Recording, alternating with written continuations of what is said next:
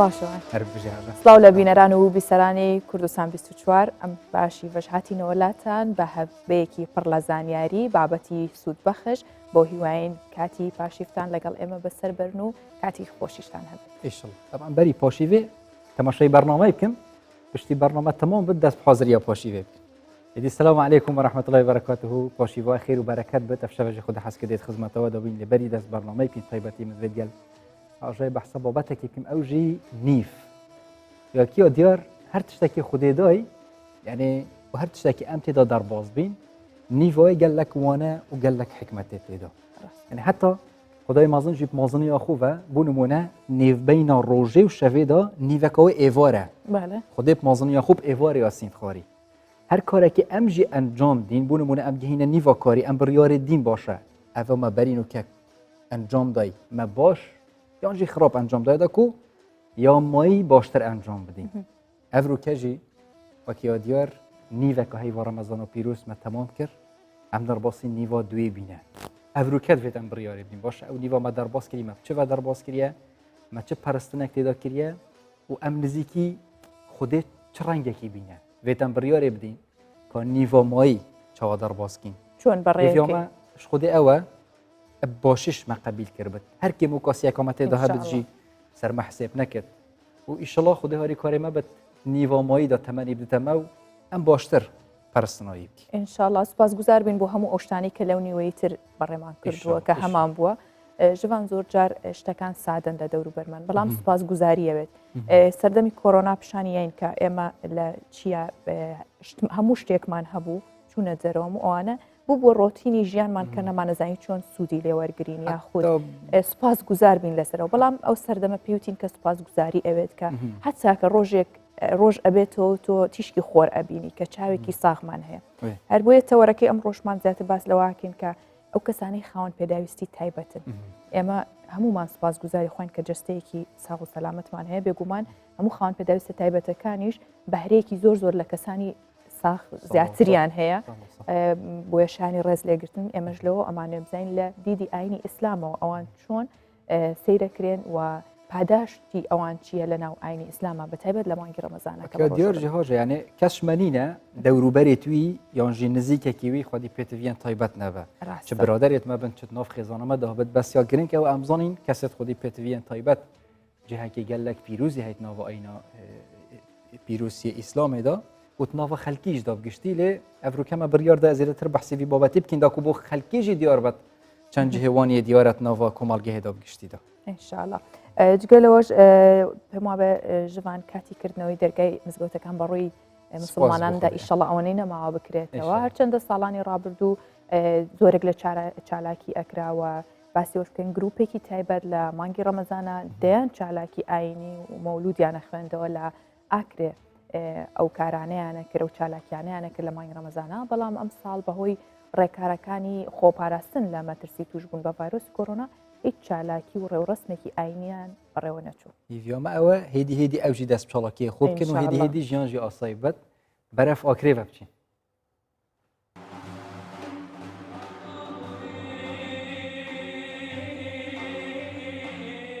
کو ئەگەرچە ئەو دناوە vê mizgeftê de bidevjenîn mijûlî gotina sirûdên aynîne û dengê wanayê tê vedan lê kes li derdûrên wana nahê dîtin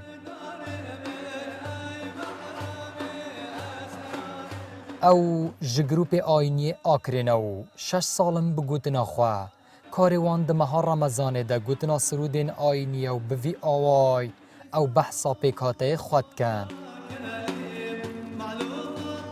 أنا تقريبا 6 سالة حتى 7 سالة ما في تيبا أكري أيني دمزراندي وأم بيكاتنا 5 نفرين تقريبا كرة من وكرة بريمن دفجانن أجي قال واحد جار بار دفجانم وكاك عبد القادر وكاك خير الله أو جي قال من فدجرن عند جاءت بيجن أم قال فدجرين خواندنا وان سرودین آینی کو اگرچه ده سالین بوریده لآکر دنا وخر و بونانده دهاتن گوتنو تامکه خوشتر هبو لید اف ساله دجنه چاری و بخو پاراستن جی کرونای اف گروپ جینه چار ماتنه بخوا بیجن رمضان و پیروز افصولا معنا طوماكو ديكا هبو معنا طوما قالكو وانا باكي رمضان ديكا همو صالة ما مولد كرنو او كرنو ليلة القدر ما مولد كرنو بس بوفينا خوشي روفتي ام خريط او كرين معنا عيدس كرين افنا خوشيات نوف مادا بلا بيا ان شاء الله خدت عولو فينا خوشيات نوف مادا روكت ام شنفسر شلوخو يو مولدو دناوا وی گروپی ده رایان 12 سالی کاری وی لیدانات دفعه و بابی وی ده دیار کرن که او دخوازید کره خوافیری وی کاری بکد دا کل دفانا سرود خواندن هر بزیندی بمینید ما افتشتال بابا بير خوار قلتي باب من الحمد لله شكر مولد خوندن وهر شبه المالكي بو هاجا نبود المال غرفة ما يتكيد وخو خينة وهر وش رأس حس كم بدلك خوش إن شاء الله عيال أخو مثلا بكريان كريمن كلمة حاضرة أفرو دفع كجوان للدات إن شاء الله بتشكل خوان من الفير كرين وريان إن شاء الله دبيش كبيت ودمزير أكتر لهيت اف شوازه گوتنا سرودین آینی دگل جنینات دفه وکه حزو بیانکه لحاتی لجمع هند کسان که به ریکه پسنا آینی و پیغمبر اسلام دیکنو خودی دل خوشکریه که تایبت اف جاک و اف کس جبو خوابتنی جیب بیجن آری حسین کردستان 24 آکری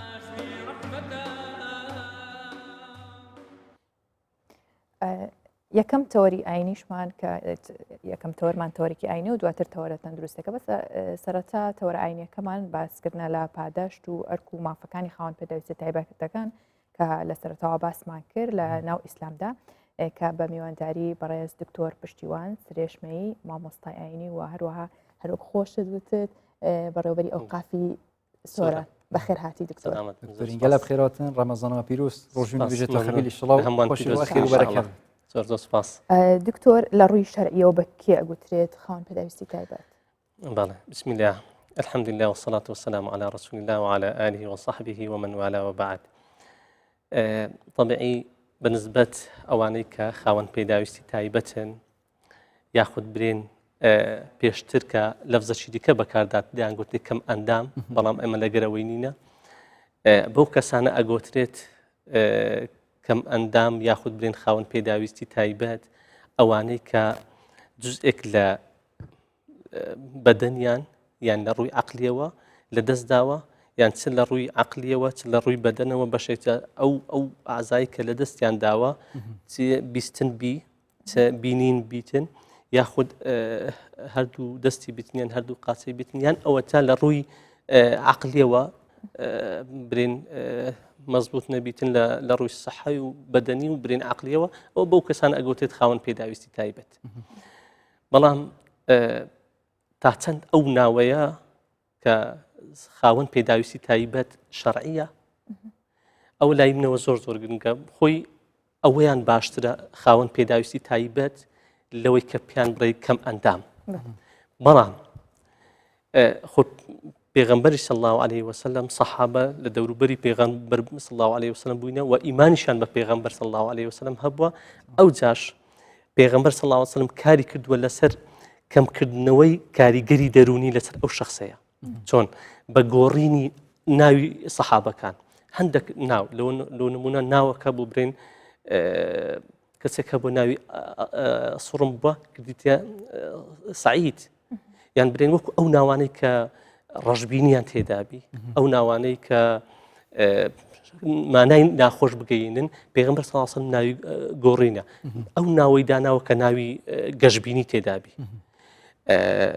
ناوی هەبووە کەسێکە بۆ ناوی حەرب بووە واتە جەنگ پێغەمبەر صلی الله علیه وسلم ناوی گۆڕی کردیە ئاشتی بە زمانە کوردیەکەی پێغەمبەر بۆ وەی کرد بۆ ئەوەی لە ڕووی دەرونیەوە کاریگەری دەرونیەکان لەسەر ئەو شەخصەیە کەم بکاتەوە کە ئەمە ئەڵێن خاوەن پێداویستی تایبەتی ئەوەیان جوانترە لەوەی کە بڕین کەم ئەندام بەڵام پێم وایە بە ڕای خۆمەکو شەخصی وشەیەکی تر هەیە هێشتا لە خاوەن پێداویستی تایبەتی جوانترە ئەویش خاوەنی توانای تایبەت ذوي القدرات الخاصة نك ذوي الاحتياجات الخاصة خاوەن پێداویستی تایبەت جوانە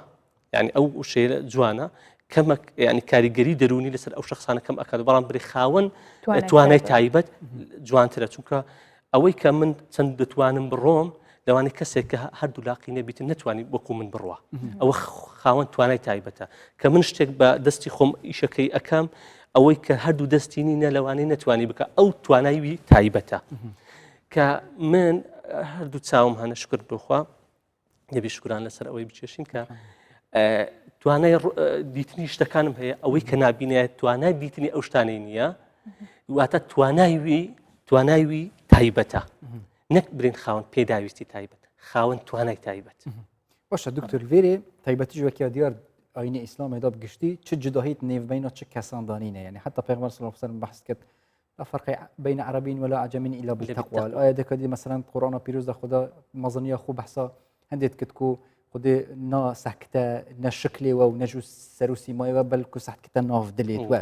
وقتی هم تینا سر بابت خودی پیتوین تایبتون جوی کی تیم ماجر پیکری خودی تایبت مندیت یعنی توانایت یه تایبت بابت جداد بد باشه هم یعنی پرستنا وان هم جی حساب خودت جلوانا تشتكي جداد قال ما ينجي امواكي ايكين البرامبري خودي خوي سياركت دو تورا توريه كم اويكا جاري تماشا كردني يعني خود برين رزقرتن لا اخوي تبارك وتعالى لمروفا كان لسر اساسي لاش صاغينيا برين او كساني كلاش صاغن اوان رز لي جيراونا أويك أو فرمودك باسر لا فضل لعربي على عجم ولا لأحمر على أسود إلا بالتقوى يعني أو كسيك عرب فضليني بس عجمي كوا وأو كسيك سبي بيستا ياخذ برين سور بيستا فضليني بس رش بيستا كوا وأو كسيك برين ساغة فضليني بس أو إنساناني كوا نساغن حموي بالتقوى إن أكرمكم عند الله أتقاكم إن أكرمكم ليك فرمود كان لحجة الوداع بين صاصر فرمي يا أيها الناس إن ربكم واحد خواين ويك خوايا وإن أباكم واحد وباوكشتاني باوك كحضرة آدم وأوجدت السريكة لا فضل لعربيين على عجمي إلا بالتقوى تنهى بتقوى كخواي تبارك وتعالى فرمي إن أكرمكم عند الله أتقاكم أورز لجيلا وأويك لا إخوة تبارك وتعالى لهموي بتقوى ترى بلام وكو أواني تير كبري لفقه إسلامي جيجي لبوكراي توا أو كسيك دتواني لراوستانا ونوجبك جواز لقر أو كسيك نتواني لبيوار نوجبك وددانيش نوعيك ياخذ لتن آياتك ليس على الضعفاء ولا على المرضى هلا آيات هاتي يعني ليس على المريض حرج يعني ليس على الأعمى حرج ليس على الأعرج حرج أو أنا هرموي آيات هاتية كناوي خاون بدايسي تايبت هاتوا ولا خاون بدايسي تايبت ناوي هاتوا كأويك ضعيف يعني لاواس أو كسانا كبرين من ضالة يعني نخوشة يعني بتمنى يعني بتا باسي أويك ليس على الأعمى أويك نابينايا يعني ليس على الأعرج أويك برين دشديت لك لا أو أنا وكو أوانا نينك الصاغر خاصة بتايبتي كحالتي الجهاد أو وقتك أو آية ناس أوان أقد الماضي خوشيان بمنا وآسايا بالنسبة لعبادة كان شان هروان يعني عبادة تون دتوان ولسريان واجبة بلام بتشي وازق أتوانا إسلام واي أو الذين يذكرون الله قياما وقعودا وعلى جنوبهم ولو إنسانك إشكا صاغ بتن بلا من حالته كان خوش بدنا تواني لبيوان رابس بتهايبت للروجيش كما بروجنا فمن كان منكم مريضا ها مريض خو ديارنا كراتنا مريضك هل أو كسيك ضعيفة أو كسي لاوازة أو كسي كحالتك توجبه أوش بهمانش جوازي هي تلا روجي قرتنيش يعني العبادة كردن برا جوازي هي باش أقل عبادة كرني دا جداهي هبت يعني آسان كاريش بيوانا هبن داكو عبادات خوب تمامي بكن أجرو پاداشت واناشي مزيدة ترى ينجي وكي إيكال دف خودي خوي مثلا أجرو پاداش هموش كان بكو خوي ديارة بلام حتما يعني كسك كأمن باعتيادي بنمونه دين ما قرآن لسردستي خوم دابني ماكو مصحف قرآن بخوينم كأو كسيكوا قرآن نابيني بخوينيت بلام أو لبري كرديا هو شيء كين فەرقی هەر لای خوای تبارەک و تعالی فەزلی وی و خێری وی زیاترە حتمما لە عیبادەتەکانی تریش کە چەندین خۆی ئیسلام لەگەر ئەوە نییە کە تۆ ئەزیەت بخۆی بە عیبادەتەکانەوە ئازار بخۆی بە عیبادەتەکانە خۆت هیلاک بکەی بە عیبادەت هەتا لە بەنسبەت نوێژش ئەگەر بزانی کە جەماعەت دەکرێتن ناکرێت ئەتۆ غار بدەیت تاوەکو بگەی لەسەر خۆت بڕۆ کەواتە هەرچی هەیە لە کەون و کائیناتە و خوای تێبارەک و تەعالا دانی لە ڕەچاوی بەرژەوەندی شخصەکان ئەکا بەرژەوەندی یاخود برین پاراستنی نەفسەکان ئەکا زیاتر ئەنی ئیسلام نایەوێتن شتێک بکرێ کە ئەوەی بەوە تەواو ببیتن کە شخصەکە نفسی خۆی بە هیلاک ببە دکتۆر بەشێک لە خاوەن پێداویستە تایبەتەکان هیچ گوناهێکیان نییە یاخود گوناهبار نابن ئەوانە کێن یاخود کام جۆرەیانن خۆی ئەوەی کە گوناهبار نین ليس على المريض حرجون ئەوانن کە لە ڕووی عقلیەوە تەواونین برین بە زمانی خۆمان ناخۆشی دەرونیە ناخۆشەکە کەریمەکەی برین بەڵام هەر لۆ تەوزیح ئەوانەی کە شێتن ئەوانەی کە لە ڕووی عقلیەوە تەواونینە دەفمەت بژنێ بیرکۆڵ یاخود بما بێشکەش ئەنگوو بێژنی دین کەریمەکە ناشرینیشە کە ئەڕین بەڵام ئەوانن کە هیچ ئەویان لەسەر نییە ئەنی هیچ نەعیبادەتکردنیان دکتۆر بۆ نمونە ئەوانەی کە ئۆتیزمن یا خۆتستان ئەوانیش حاڵەتەکەیان وایە برین ئەگەر توانای نەبوو لا يكلف الله نفسا إلا وسعها خوای تبارك وتعالى شش لسر إنساني مكلف نكدي إنسان أقل طاقتي إنساني دانا بيت يعني هر كاتك اشتكل طاقتي إنساني تو دري تكليفك هر أستي كاتي كإنسان كبنمونة دين موا كاتي كإنسان كبروجيا سفر أكا ولا السفر أقل هلاك بوي أو واجبت لسرة بلام ذكري اللي رخصته أقل السفر أكا سفر شيء دور بمسافة قصر جمعي بو تكليفك لسر هر أستي هر شخصكيش لإما أويك ساغيش نك إلى أويك أوتيزم وأنا أويك نساغيش ساغيشة هر كاتك كحالتك جيشة أويك تأثير لسر ما ترسيل لسر جاني دروز بي تكليفك لسر هر أستي دكتور ما بحسب بيركولا كر يعني أو بيفا ما قلت جبت هيبتي الشت وكي ناف برنامج ده بوز زيادة تربو بينا رديار بد يعني أو يكسر روجا حق حسابه دي برف بحشته وچن يان وانا ريكك ديار كري هيال برانبري خوده دو فراجي دي برياريته دان آي أفده برف بحشته وچن يانجي تشتكي دي چاوري وانات خوي أوان شهر إنسانا تلبو إنسانا كان داندراوا همان أويا بله كسيك أجر هيتي لسر نبي تحسابي لأجر بكري طبعا أو أنا بهشتين شكي قال جر اف مسألة هات يا جرم كر مثلا بيجن رنجة الروجة حق وحسابه خدي تعالى عقلي بدتوان تشتكي تماما كإنسانة كتمام وديف دا الويري بريار سروانا بيتورجفن آدي الريكا باش ورجلني أجر الريكا خراب أو وقتي طبعا بهيس كسك نبا بو أو إلى دنيا دا بتستمن شيء أروى بتنخوش شيء أروى اللي أوشتانا نامين بلى يعني هم تمنك تمنى شيء دياري كراو وهم أو الشخصان هموي ساغ وسليم أبن وانا بيبرين والله جوازي بكري لبر أوي فرانا أويا ك للدنيا عقل تواو نبه بو شوية بس بهاش نخير هموي بهاش لو أويا كأوشتي أو ناخوش يعني كلدنيا هان أو ناخوش يعني نامينن مرة دكتور أجر إما ليرة راتجرين أشينا لا يهريج لبيامنيران من بزانين زانیاریەکان لە شار و شارۆچکەکانی یاریمی کوردستان چۆن سەرەتاژە چینە ئاکرێ زین ئەم شەو لە ئاکرێەوە دەست پێەکەین ژەوان ئاری حسێنمان لەگەڵا بێ لە ئاکرێ ئەوە ئارام بەختیاریش لە سلێمانیەوە لەگەڵمانە بێ سەرەتا چمە لای ئاری سڵاوت لێ بێ ئاری پێمان بڵێ زانیاریەکان لای تۆ چییە وا چی و ئامادە کردووە بۆ پاشیوی ئەم شەو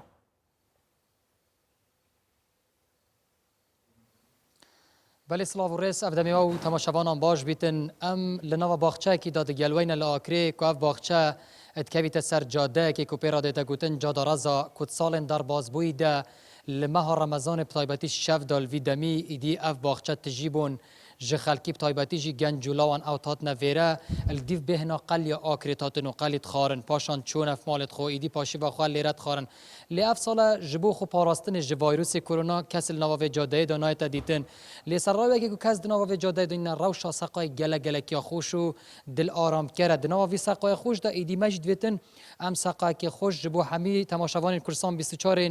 نامالا دروز بکن کل ویرا میوانک من هیادی مسروده کی آینی بجیتن کاوجی هنرمند احمد زیباری از خازم کو برفی و بچم که احمد ما بحثاوی کی بکه دبیجن احمد زیباری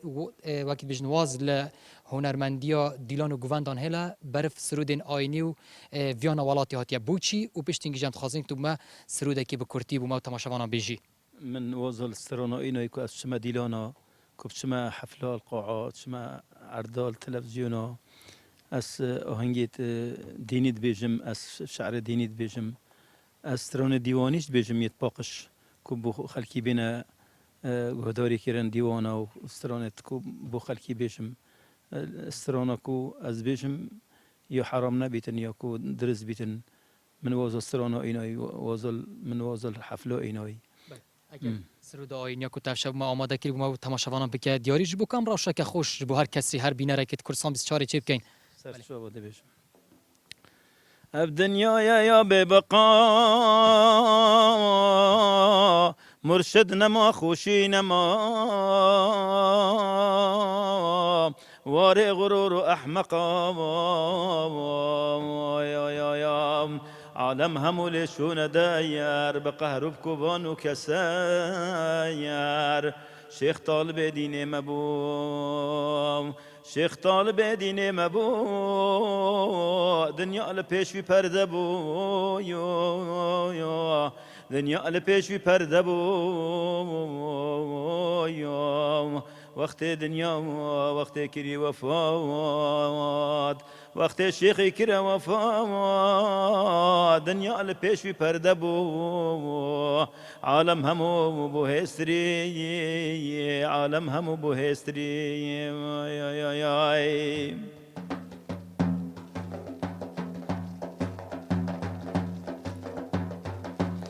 عالم همو بو هستري دنيا يا وقت دنيا يا همو بو هسري يا وقت السرد دارا إنا غازي بكن خزمو خنا يا غازي بكن دوستو يارا من سفر الشار ديوارا يا غازي بكا يا خزمو كارا يا من سفر الشار ديوارا يا وقت السرد دارا إنا غازي بكيان خزمو خنا يا غازي بكيان خزمو خنا يا من سفر دلو إيقنا يا أخ من سفر دلو إيقنا يا مسافر دلو إيقنا بله وای کو دنگی ته هر هبید که احمد اگه تم کرتی بیجی جاران اف درویشل آکرید زور بونیان نو که زورترین اون وان جور درویشینگ چنه مولیدان واتش تنی خود اس نوچ مش مولده اس المال خود بمس نوچ مش عرضه بس درویشت شيخ سعيدي بون درویش آکری جارا زور بون جارا زورتر بون انه كايت جروب تندانان کو دی زور بنوی ان شاء الله ایت زور بنوی تشتهوا هنيد بيجنو شعرات بيجنو تشنا سر شيخي بله بو نوكا براكي زورترد بنفا بله گلک سپاس جبوته که احمد زیباری کو تفشود گلمه بو ویدم شویدا بله بیویای که کوم جی دل خوشک جبو و تماشاوان کورسان 24 پیدا کرد و سرودا آینی ایدی شوین رمضان سال در باز بو دا که ما پیشترش دا دیار کردم گلک که به قلب بالغید وان جان دا پرو چون لدف سال ما خواست کوم وان سرودن آینی ایدی روشک پیدا کینه و بله بەڵێ سپاس بۆ تواری بۆ میوانەکەش زۆر سپاس کە لەگەڵمان بووی ئەچینە سلێمانی بۆ لای ئارام بەختیار سڵاو لێ بە ئارام زانیاریەکان لای تۆ چییە سلێمانی چۆن خۆی ئامادە کردووە بە تایبەت لەسەر کردنەوەی دەرگای مزگەوتەکان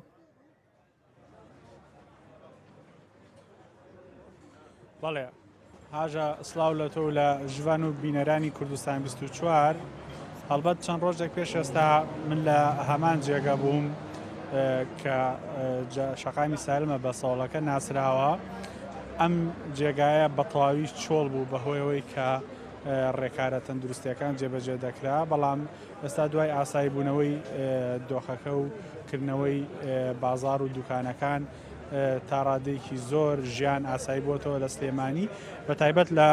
شەقامی سەوڵەکە کە هاوڵاتیان تا درنگانێکی شەو ئەم شەقامە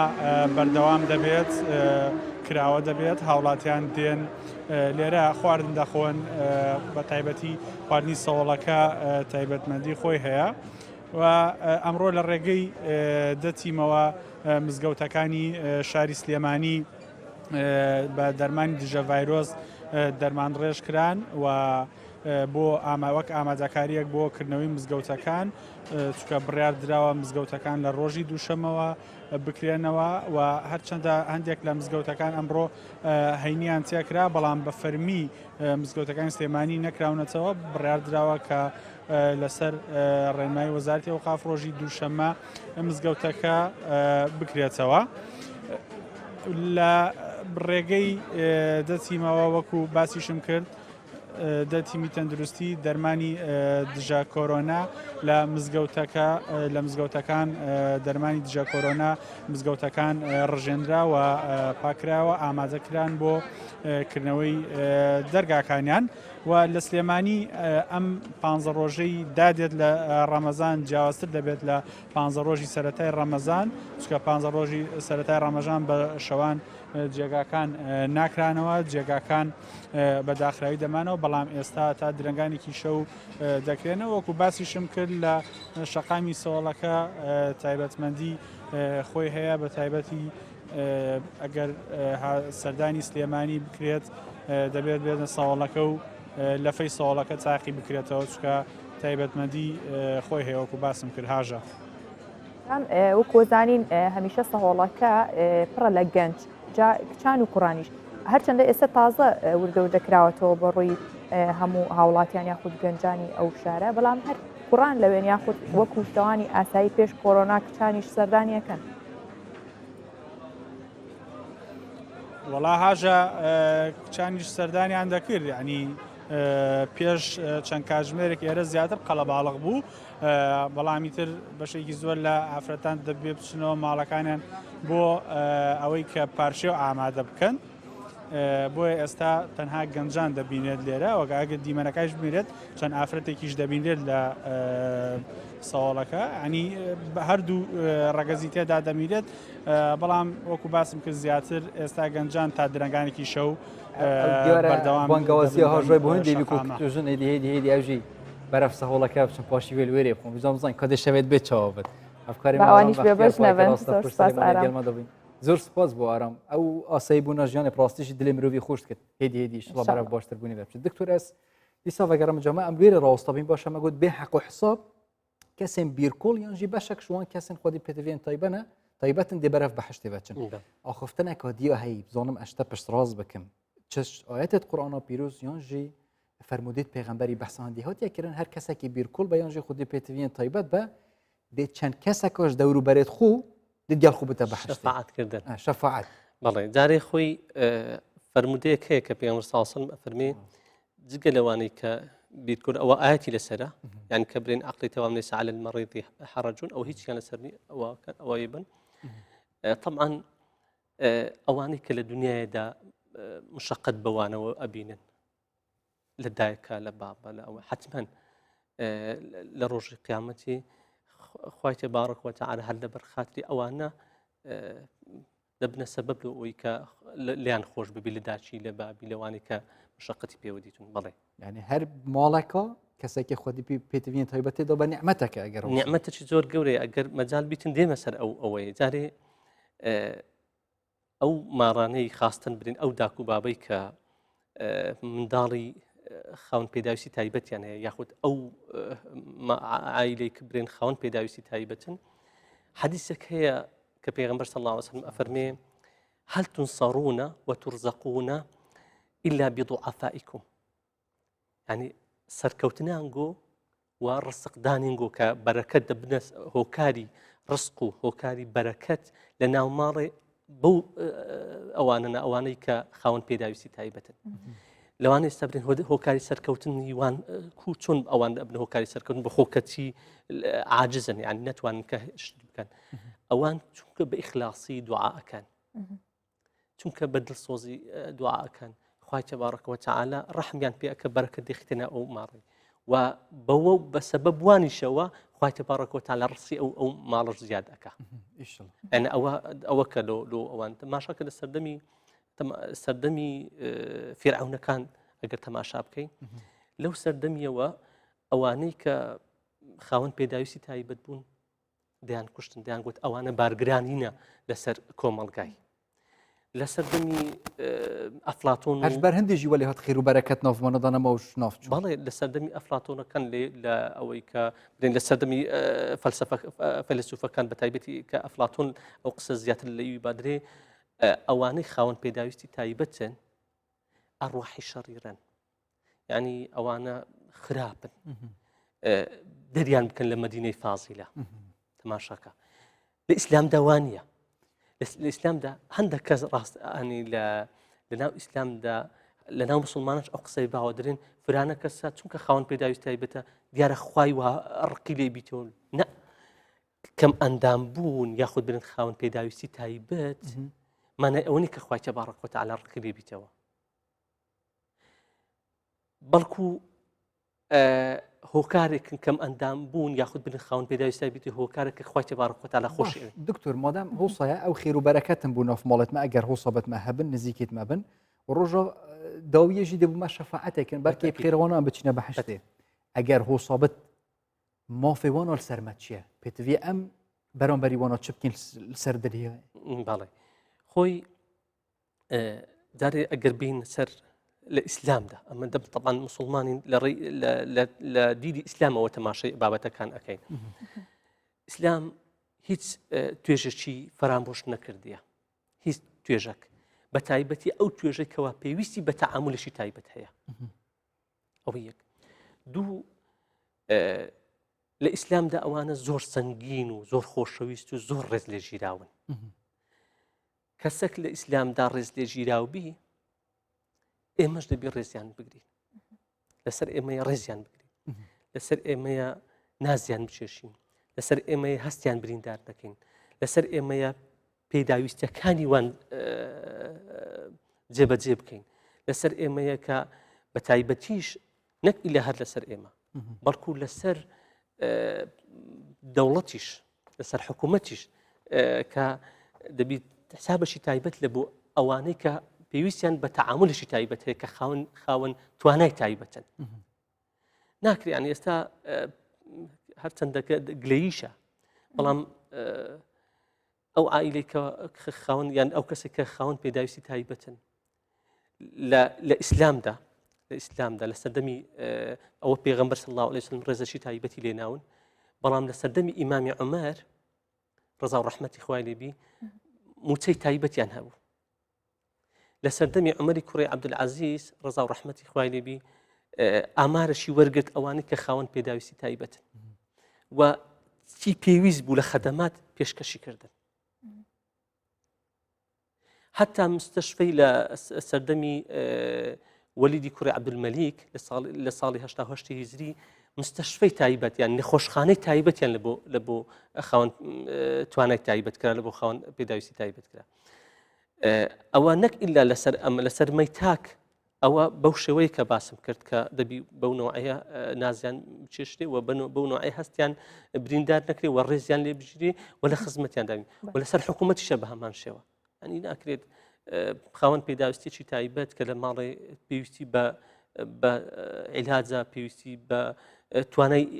ئیشکردنی نییە 2 مانگ 3 مانگ 4 مانگ 150,000 وەرئەگری مانجێ 150,000 بەڵام کە نەبیتن بۆیە ئەوڕۆ کە ئێمە وەکو مسلمان دەبی ئەوانەمان لە بەرچاو بیت باشە دکتۆر کاتی هاوکاریەکردن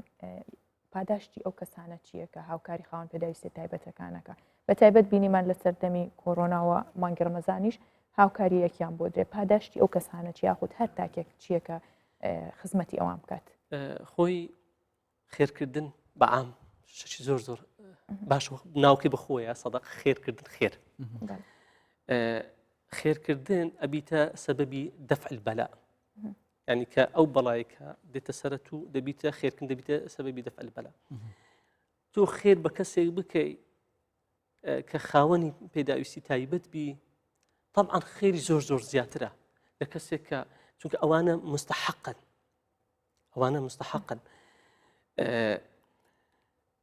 لە ڕووی ئینسانیەتەوە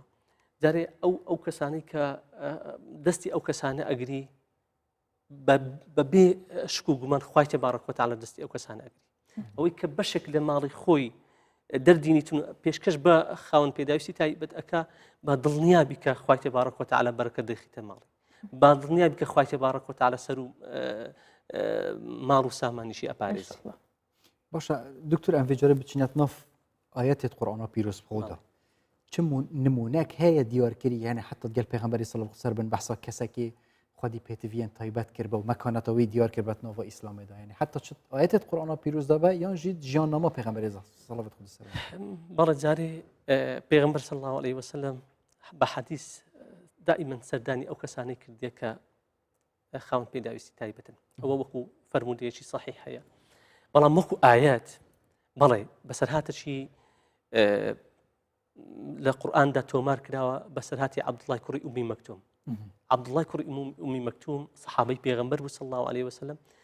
نابینا بوو هەردوو برێن چاوی لەدەستدا بوون ئەوە سەبەبی نزولی ئەو ئاەتێکەوە باس ئەەکەم کە خوای تەبارەک و تەعالا ئاەتی بەسەردا نازل کرد کە پێغەمبەر صلی الله علیه وسلم دانیشت بوو لەگەر سەرانی قوڕەیش ئەوانەی مەککەی لەگەر سەرانی ئەوانەی مەزن بەڵێ پێغەمبەر لەگەر صلی الله علیه وسلم لەگەروان بوو کە قەنەعەتیان پێ بینی کە باوەڕ بینن ئیمان بینن پێغەمبەر مەشغولی ئەبوو جەهل و ئەو جەماعەتەی بوون ئەوانەی کە بەڕێ ئەوانەی کوفاری مەککەی پێیان ئەگوترا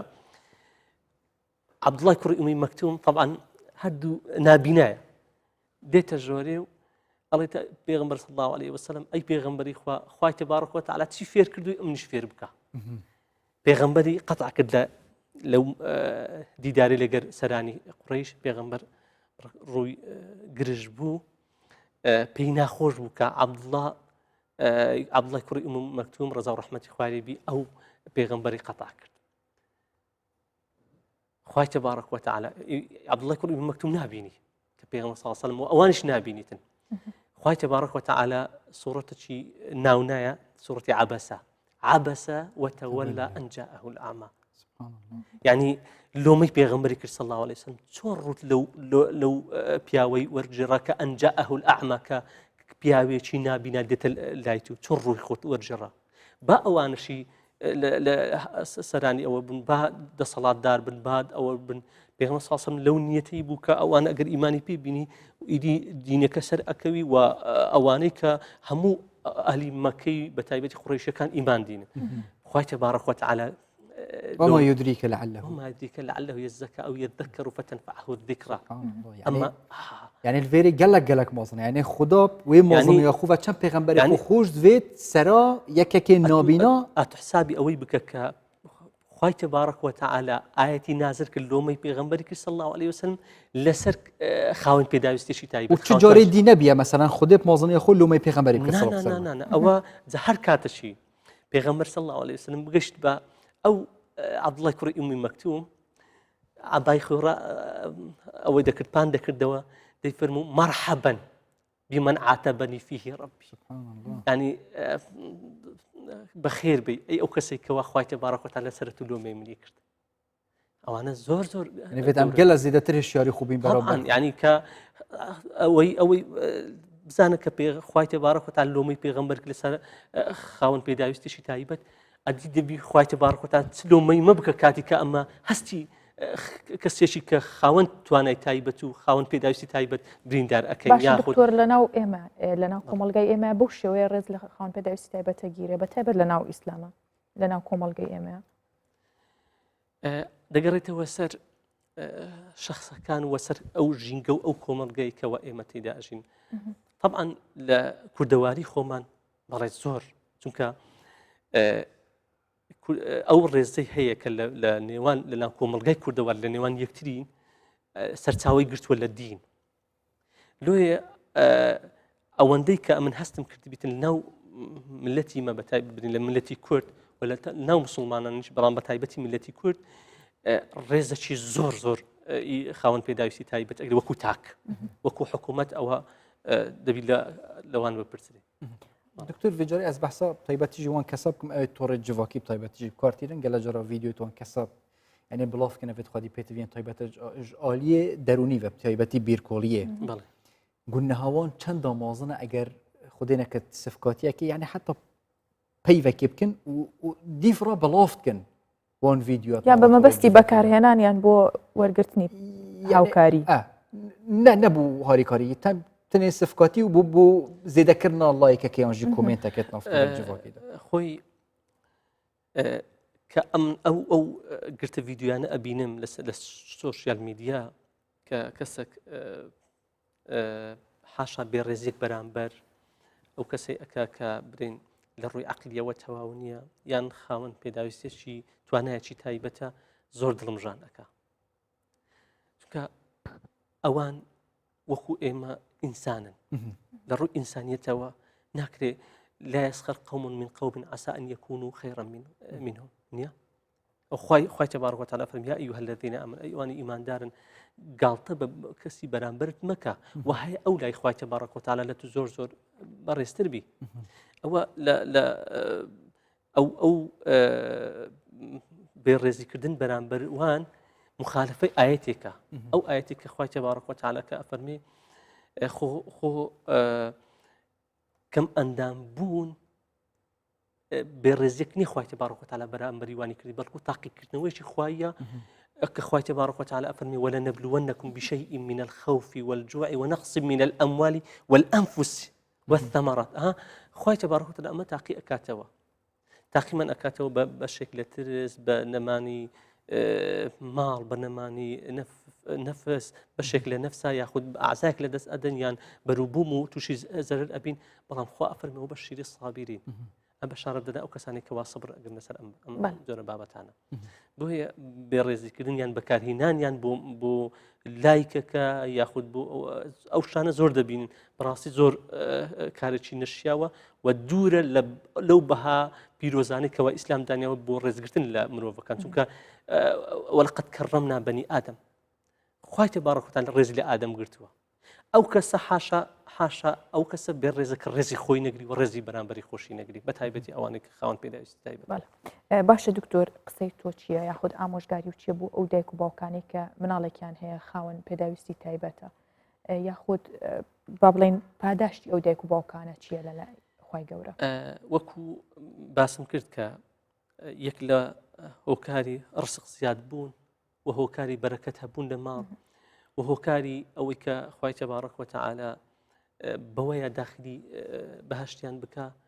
خزمەتکردنی ئەو خاوەن پێداویستی تایبەت هەر ماڵێک یان هەر دایکێک یان هەر باوکێک کە خاوەن پێداویستی تایبەتی بی بە شکرانەی خوای تبارك وتعالى بکە خوای تبارك وتعالى فەزڵێکی زۆر گەورەی لەگەر ئەوەی کردووە هەیە بەسەبەب ئەو خاوەن پێداویستیان ئەو خاوەن توانای تایبەت خوای تبارك وتعالى لەوانە خۆش ببی ئەزانی کە ئەوەی کە برین ئەو کەسانەی نەبن کە خاوەن توانای تایبەتن لە ماڕی نازانی لە چه ئێش و ئازارن ئەو دایک و باوانەی کە ئەوانە بەخێوەکەن حتمما جارێ ئەوە حەدیثی صحیحە و دووەمیش ئەوەیە کە ئەو داک و بابە ینی خزمەت هەموو داک و بابێک کە منداڵی هەیە ئەگەر ساغیشە خزمەتی ئەکا بەڵام ئەو منداڵێک کە تووشی ئۆتیزم بووە یان تووشی هەر نەخۆشیێک بووە کە بوویتە هۆکارێک لە بۆ ئەوەی ببیتە خاوەن توانای تایبەت حتمما لای خوای تبارك وتعالى ئەو داک و بابە ڕێز لێ ژیراو ئەبن ئینەما چونکە سەبر لەسەر چ ئەگرن سەبر لەسەر ئەو منداڵی ئەگرن کە بەخێوی ئەکەن کە ئەزیەتی پێوە ئەبین ئینەما یوفە الصابرون ئەجرهم بغیری حساب خوای تبارك وتعالى پاداشتێکی بەبێ حسابیان ئەدات. دکتۆر ما بەحسا خودی پێتوێن تایبەت کرد یعنی چ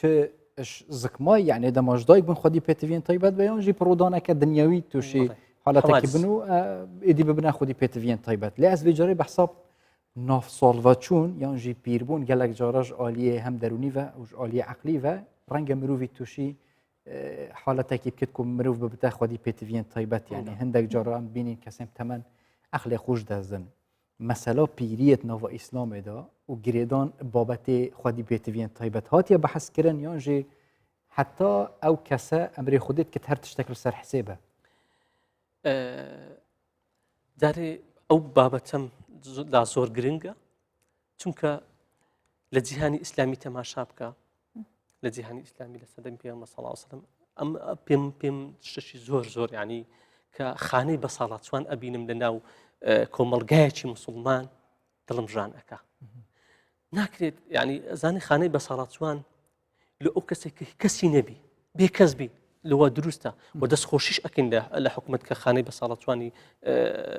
هەیە و خزمەتی ئەو بەساڵاتچوان ئەکە بەڵام شتێکی بێ کەس و کار بێ کەس و کاربی بەڵام تەماشا ئەەکەی کەسێک داکێک بابێک خوای تبارك وتعالى ئەزان چۆن وەسفیان ئەکا وقضى ربك ألا تعبدوا إلا إياه وبالوالدين إحسانا إما يبلغن عندك الكبر أحدهما أو كلاهما فلا تقل لهما أف ولا تنهرهما وقل لهما قولا كريما واخفض لهما جناح الذل من الرحمة وقل رب ارحمهما كما ربياني صغيرا وخواي تبارك وتعالى لبال بريارداني تنها خواي تبارك وتعالى ببرز هيج كسي ترنا برزتي أو جاش وبالوالدين إحسانا تاكل أقرداكو باب كردنا بتايبتيش أقرداكو باب لسر خوبن بيوستي بمنوتوا بەڵام ئەو وەخت ئیما یەبلوغەنە عندەکە الکیبەر ئەحەدهما ئەو کلاهما ئەو وەختی کە گەورە ئەبن ئەکەونە ناو تەمەنەچی ژیانیان نامینێتن ئەو وەختی ڕێزیان بگرە ئەو وەختی شتێک لە بەرامبەریوان ئۆف هەڵکێشن یان قسێکی وقل لهما قولا كريما دائما قسێ واخفض لهما جناح الذل من الرحمة يعني باڵی ڕەحمەتیان لە بۆ ئەو بکە لە بۆ وقل رب ارحمهما خوایە بڵێ هەموو کاتێک بڵێ خوایە ڕەحمیان بێ ئەرحەمهما هەردووشیان کەما ڕەبەیانی سەغرە چۆن ئەوان ڕەحمیان بە من دابرد کە ئەمن ئەو وەختی کە گچکە بووم بە خەویان کردم و گەورەیان کردم و پەروەردەیان کردم خوای ئێستاشە تۆ ڕەحمیان پێ بکە بەڵێ باشە دکتۆر کێن ئەوانی یان خاوەن پێداویستێ تایبەتەکان هەم بە ساڵات چوانیش یعنی فەرزە لە سریان بە ڕۆژوو بن یاخود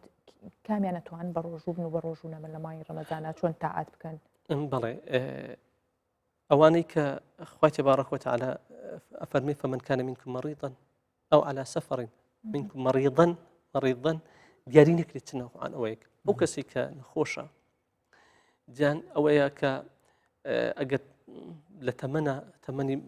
بەسەرەوە بیتن ئەگەر هەر کاتێکی بە ڕۆژی بی تەئسیر لە هیلاکبوونی ئەو شەخصەیە بکە بە ڕۆژی نەبی و ئەوانەشی کە برن خاوەن توانای تایبەتن ئەوانیش بە پێی توانای وەکو پێشتریش باسم کرد لا یکەلیف الله نفسا إلا وسعها هەر کاتێک توانای مرۆڤ کۆتایی هات تەکلیفەکەش لەسەر هەر ئەستی ئەو واجبەت لەسەر هەر ئەستی يعني هەر خۆشێک یاخود هەر خاوەن توانایەکی تایبەت یان هەر ئەوانەی کە بە سەڵات چوون ئەوە تەکلیفەکەیان لەسەر هەر ئەستی دکتۆر ژەرێ ئەس بەحسەوان کەسە بکەم خودێ يعني وكي أو بخوجي بيجا خدت آية القرآن بيروز ده إنا خلقنا الإنسان في أحسن تقويم وشا أجر هاتو أو كابرا همي تشتكي وريكوبي كرابط أو بخو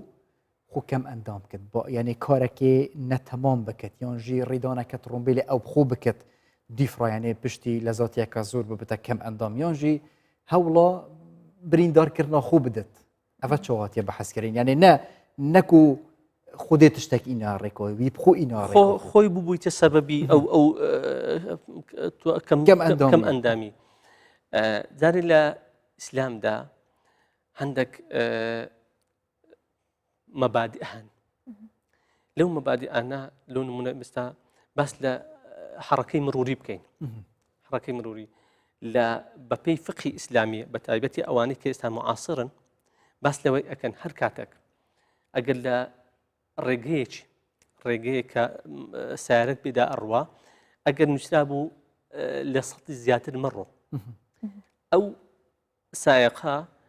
بەو جادەیە ڕۆیشت 180 ڕۆیشت تووشی حادیسە بوو ئەگەر خوا نەخواستە تێدا بشمری دەبیتە قاتل نەفس یعنی بەخۆی ئەوە ناکرێت یعنی چونکە هەندێک شت مباشرمان هەیە غێری مباشرمان هەیە کوشتنی مباشر ئەوەیە کە خوانەخواستە من بچم دەبانجێکی لەسەری خۆم دابنێم و بدەقین و خۆم بکوژم ئەوە خەتری مباشرە ئەوە قاتل نەفسە ئەوەی کە غیر مباشر ئەوەیە دکتۆر پێێتی ئەڵێ کاکە جغارەی مەچێشە هەر کاتێک ئەتوو ئەوە بەردەوام بدەست ئەو جغارەی تووشی ئەو کابرا ئەڕێت بە ئەمن پێ بمرم نەک لە بۆ بمرم ئەوەش لە ئیسلامەوە دەبیتە قاتل نەفس ناکرێت کابرا بێ بە یعنی دکتۆر پێ ڕێکاکە ئەوە زەرری تووە مرور پێت ڕێکاکە ئەو ڕێگەیە چونکە هەروازن و شێوی زۆر تێدایە لۆفە ئەوی زۆر تێدای لە سەتی زیاتر مەڕۆ 180 دەڕۆی لەوێ تووشی حادیسەی ئەبی کەواتە ئەوانەی کە بخۆیان دەبنە سەبەب ئەوەکان دیارە تا لە فەرمودێکە پێغەمبەر صلی الله علیه و سلم ئەفەرمێ ئەوەی کە خۆی ئەکوژی بە ژەهر یان بە سیلاحەکە یان خۆی دەکەورەشی داوێتن حتا ڕۆژی قیامەت هەر بەو حاڵەیە ئەمینەوە کەواتە شتی باش نییە بەو نوعەیە کە خۆی ببیتە سەبەب چونکە خوای تبارەک و تعالی عەقلی دایتە مرۆڤ جگە لە هاتنی کتاب و ناردنی پێغەمبەران بەڵام ئێستا خوای تبارەک و تعالی لە چەندین ئاەت پێمان ئەڵێ ئەفەلا تعقیلون ئەفەلا تەفقەهون باشە عەقل بۆ ئەوەی ئینسان بەکاری بینیتن کە من بزانم ئاگرە دەمسووتینی خوا فەرموویەتی وەلا تەقتولوا ئەنفوسەکم ولا تلقوا بأيديكم إلى التهلكة بدستي خوتان بهلاك ما بن ئەگەر من بەدەستی کە خوا ئەفەرمێ ئەوە ئاگرا دەستی خۆم دانە سەر ئاگریە واتە ئەمن بخۆم سووتان خوا ئاگری دروست کردووە و خوش پێم ئەڕێ خۆت بە ئاگرەکەی مەسووتینە بخۆم بسووتینم تی لێ دێت باشە دکتۆر زۆر جار ئێمە ئازانین کە دایکان و باوکان چەند بە دڵسۆزی مناڵەکان ئەگەر خاوەن پێداویستی تایبەت بێ بەخێوەکەن و لە زروفێکی زۆر قورسیشان بەڵام هەشە بە پێچەوانەوە بۆ نمونە دایک و باوکەکە لەو حاڵەتیان بەڵام مناڵەکە لەوانەیە بەو شێوەی دایک و باوکەکە نەبێ هەڵ نەستێ بە ئەرکی خۆی بەرامبەری هەتا ئەگەر دایک و باوکەکە بە ساڵات چوو بن قسەی تۆ چیە خود ئامۆژگاری تۆ چیە بۆ ئەو مناڵانە بۆ ئەو نەوانەی کە باوانیان بەو شێوەیە و ناتوانن وەکو پێویست خزمەتیان بەداخەوە کە ئێستا ئەو حاڵەتەمە لەناو کۆمەلگای خۆمان بەدی ئەکەین کە زۆر جار ئەوم باس کردووە ینی مخابنە داک و باوی خاستن ئیمەی ملەتی کورد کە لە ڕابردوودا چەند نەهامیەتیان دیتووە چەند دەربەدەریان دیتووە چەند ناخۆشیان دیتووە ئەو جاش بە غەریبی بە فەقیری دە منداڵی پێ ئەگەینی دە منداڵی گەورە ئەکا پەروەردەی ئەکا دەیکاتە ساحب خێزان و منداڵ و ژن و ئەوە لە ئاخیریشە دە منداڵ بەخێو ئەکە داک و بابێک بە دە منداڵی داک و بابەچیان پێ بەخێو ناکرێت یعنی شەشی زۆر ناشرینە کە پیاوێک دێتەکەن پێغەمبەر صلی الله علیه وسلم فەرمێ ئەی پێغەمبەری خوا ئەمیش گەنجم و لاوم و دەمەوێتن ئیزن بدەی بچم لە بۆ جیهاد ئیزنم بدەی پێغەمبەر صلی الله علیه وسلم ئەفەرمێ ئەحەی والیداک داک و بابت ساغن زیندون لە ژیاندا ماون نعم پێغەمبەری خوا بەڵێ ماون قال ففيهما فجاهد بڕۆ خزمەتی وان بکە ئەوە جیهادکردنە جیهادکردن هەر ئەوە نییە دەتوان لە ماڵی خۆت خزمەتی داک و بابی خۆت بکە ئەوە جیهادکردن زۆر جیهادمان هەیە حتمما کە ئەو کەسانەی کە داک و بابی خۆیان بەخێو ناکەن خۆی لە ئیسلامدا بڕ الوالدینمان هەیە عقوق الوالدینمان عقوق یعنی ئەوەی کە بێئەمری داک و بابی خۆیان ئەکەن یان خزمەتی داک و بابی خۆیان ناکەن ئەوانە جارێک پێغەمبەر صلی الله علیه وسلم ئەفەرمێ خۆتان بپارێزن لەو گوناحە گەورەکان یەک لەوانە ئەوەیە کە ئەتو سەرپێچی بێئەمری داک و بابی خۆیان بەخێویان یان خزمەتیان دەکەین یەک لە گوناحە گەورەکان دوو ئەو تاوانەی برێن ئەو گوناحەی کە ئینسان ئەیکا زۆربەی گوناحەکان عقوبەکەی لەو ئاخیرەتە لۆ دنیای ئەو دیویە لۆ قیامەتەیە بەس خراپەکردن لەگەر داک و باب نەبیت ئەزانێ بینە بەرچاوی خۆتان چاکەکردن لەگەر داک و باب مێژووەکە ئەتوو لە بۆ خۆت دەنووسی بەڵام منداڵی تو لە بۆ تو ئەخوێنەوە ئەتوو ئەگەر چاکە لەگەر داک و بابی خۆت کرد منداڵەکانی توش چاکە لەگەر داک و بابی تو ئەکەن لەگەر تو ئەکەن ئەگەر خراپەت کرد ئەوەش دێتەوە ڕێ بۆیە ئەو عقوبەی کەوە خوای تبارەک و تەعالی و پێشی دێخی لە دنیایدا تۆڵە لێ ئەکاتەوە ئەوەی خراپەکردن لەگەر داک و باب تەماشاکەی ئەوانەی کە خزمەتی داک و بابی خۆیان کردووە خزمەت ئەکرێن ئەوەی کە خراپەی لەگەرداکو بابی خۆی کردووە منداڵەکە لەگەری خراپ دکتۆر مەبەرن کە بەحسین کرد تایبەتیی توڕە جووەکیدا هیچ جوورێکی سفکاتیکردن ناچێبێت بەس vê carê ez behsa kesekî bikim divêt xêrê û destê harîkariyê bû kesekî dirêj bikit ku xwedî pêtiviyên taybet e bû wî dirist e parça vîdyoa kesê xwedî pêtiviyên taybet li dev xwe bilav kida ku harîkariya bû kom vebket خۆی ئەگەر کەسێکە لە شوێنێکی داخراوبی دووربی لە کۆمەلگا و ئەو شخصە زۆر پێویستبی بە خۆی داوا بکە حاڵەتەکە تەبیعی بە خۆی داوا بکەەوەی خەڵکێکی خێرخواست کە خوا پێداون ئەگەڕێن و ئەسوورن ئەو کەسانە نابینەوە ئەو کەسانە پێدازان لە حاڵەتی وە بەڵام بکەنە پیشەی ڕۆژانەیان نەخرەوە دروست نییە و حاشا بێڕێزیکیشە بەرامبەر بەو ئینسانانە. زۆر سپاس دکتۆر کە لەگەڵمان بووی زۆر سپاس بۆی کە وەڵامی پرسیارەکان و بە هیوای ئەوەی ئینشاءڵڵان گۆشت بەردەوام بن و نەک ئیلا لە مانجی ڕەمەزان بەڵکو دوای ڕەمەزانیش بەرنامەی ئاینیتان بەردەوام بێت سپاس بۆ بەڕێز دکتۆر پشتیوان سرێشمەی کە ئەم شەو لەگەڵمان بووی بەخێر هاتی دووبارە. ژەوان پێم وا بێ خانمان خوان حەزیکیان هەیە بۆ ینی خواردن دروستکردن زۆر جا دەتوانن بیکەنە خولیاش ینی زیاتر گرنگی پێبن هەروەکو ئەم خانمە کە ئاوان عەزیز لە تەمەنی مناڵیەوە ئارەزووی چێشتێنانی هەبووە لەگەڵ گەورەبوون یا ئەم ئارەزووی پێگەیشتوتر بۆ خەونەکەی بەدی هێنا و گەورەی کردووە بۆیە ئێستا بۆتە چێشلێنەرێکی بەتوانە ئەو خانمە لە ڕێگەی پەیجێکەوە هاوڵاتیان کە هاوڵاتیان بە تایبەت ئەوانەی کە تازە هاوسەرگیریان کردویان شارەزایی باشیان لە خواردن دروستکردن نییە یاخود شیرینی فێرەکات ئەو بەو شێوەیە لای خۆی و فێریانەکات چونکە ئێستا بەهۆی مانگی ڕەمەزان خەڵک خواستێکی زۆر لەسەر شیرینی و خواردن و ئەو بابەتانی کارێکی بۆ ژیت کرد هەمژی خێری ژیت کە چونکی هاریکاری ئەوان کەسە کە ئەوێت نەزان هەم خەونەکەی خۆشی پەرە پێیاوە بە فیچەرێک ببینین لەسەر ئاوانخان ژیانە ئاوانخان بزانین کە چاواری کاری خەرکیت کرد و چاوە چ خواردنەکە خۆش حاضر کرد.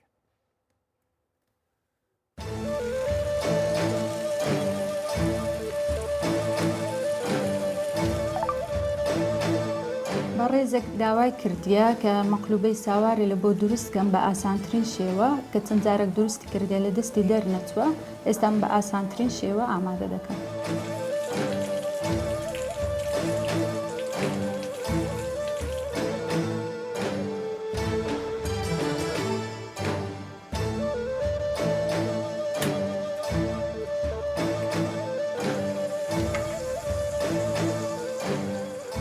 ناوم ئاوانە خاوەنی پەیجەکەم ئەو پەیجە تایبەتە بە فێربوونی خواردن و شیرینی هەموو خواردن و شیرینیانە پۆز دەکەم کە خەرک داوای دەکا ئەوە وەی کردیا پەیوەندێکی بەهێز لە نێوان من و ئەو فانانە دروست بێ کە داوای خواردن دروستکردن دەکەم.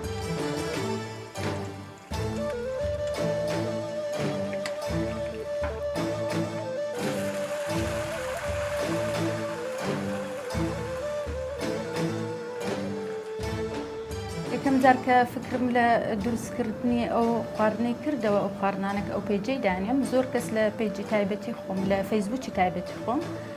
نامەیان دنارد هەر خواردنەکەم دروست دەکرد پۆستم دەکرد هاوڕێکانم نامەیان دەنارد داوای چۆنیەتی دروستکردنیان دەکرد ئیتی لەو ڕێەوە دەستم پێ کرد.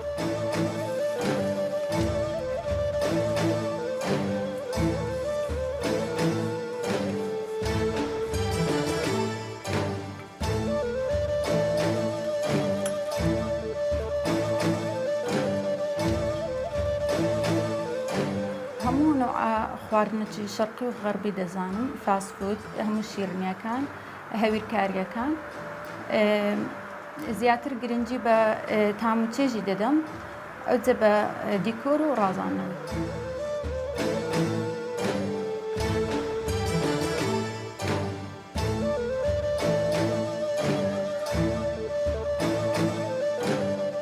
ئەوانەی کە ئارەزووی خواردن دروستکردن دەکەن ئەو کەسانن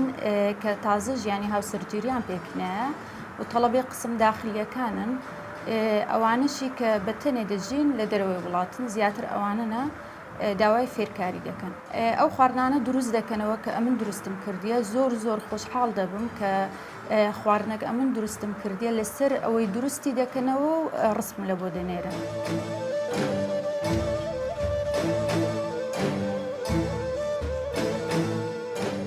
خواردن دروستکردن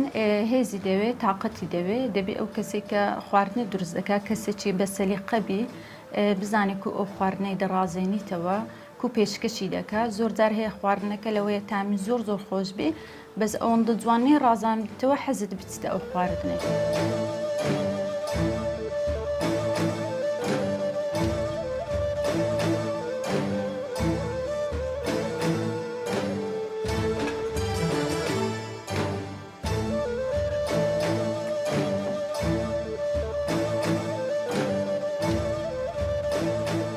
گەورەترین دڵخۆشی من ئەوەیە کە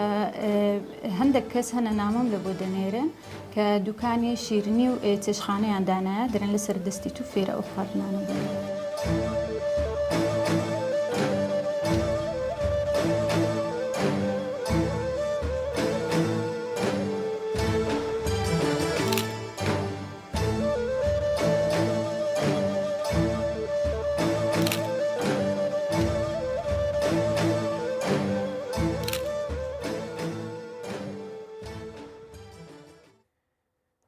ماشەڵڵا خواردنەوەی ڕێکوپێک بی. جا شەوان زۆر جار خواردن سەلیقەیە بەتایبەت خواردن ئامادەکردن حەزە سەلیقەیە. جا من و خۆم ئەوەی حەزم لە ئامادەکردنەکەیەتی لە ڕازانەوەکەیەتی ئەوە